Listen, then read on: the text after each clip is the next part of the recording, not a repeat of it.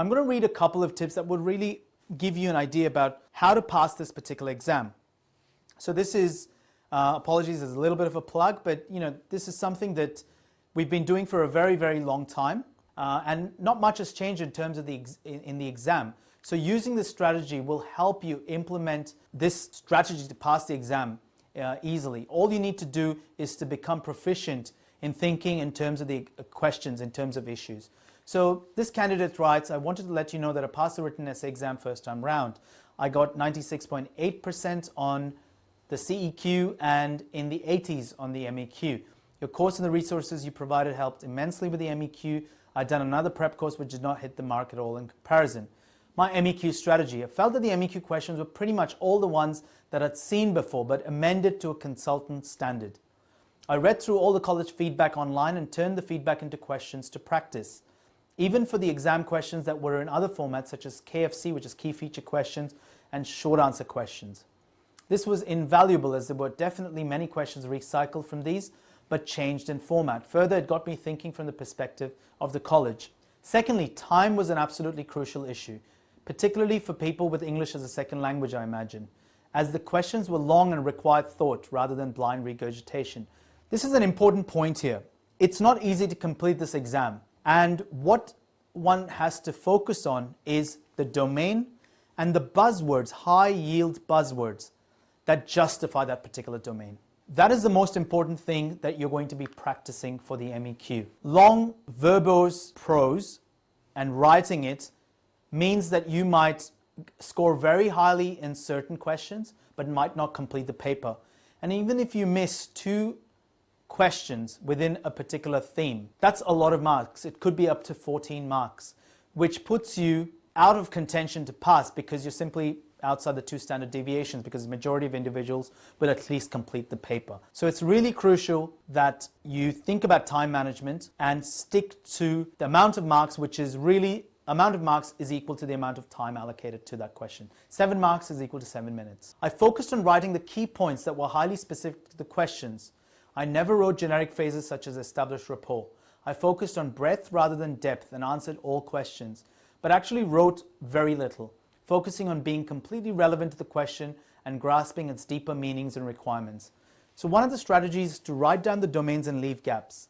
Once you write down all the domains, you can then fit in the relevant buzzwords that justify the particular domain, but ensure that breadth first and then go into detail. Thirdly, the familiarity and easy understanding of the MEQ surprised me. It was also easier than I thought to determine what was being asked. The Auckland mock questions are much more vague and difficult to interpret than the actual exam questions were. Further, I expected more complex and difficult scenarios for the new standard, but found that the questions and scenarios were the same as with the previous standard. They were not complex, but just required more thoughtful answers with multiple perspectives beyond that of a registrar. The college website feedback, consultants who are on the examinations committee, in personal communication and your course have all stressed this repeatedly, and I think it's a worthwhile message to continue to drum into candidates. I wonder if having a generic structure to answer questions, while it's comforting, actually impedes necessary reflectiveness under exam pressure. It led me in my practices to becoming too rigid and to forget to target my answers to the question. This is really important. There will be an urge to write generic answers. You must resist that urge and ensure that you focus on issues. And the best way of doing this is in day-to-day practice. Every patient that you see, at the end of your assessment, ward round, whatever it is, ask yourself, what are the key issues in this case? Flash them out, maybe bounce them off your consultant, and that's the best way of learning. So broadly, when you come across an MEQ, you'll be really focusing on 2 main things. And the MEQ questions either ask you to assess, which is really your understanding of why the patient is presenting in the manner they are presenting. That's one, which is really the diagnostic element. But remember, we're not going to be thinking about names.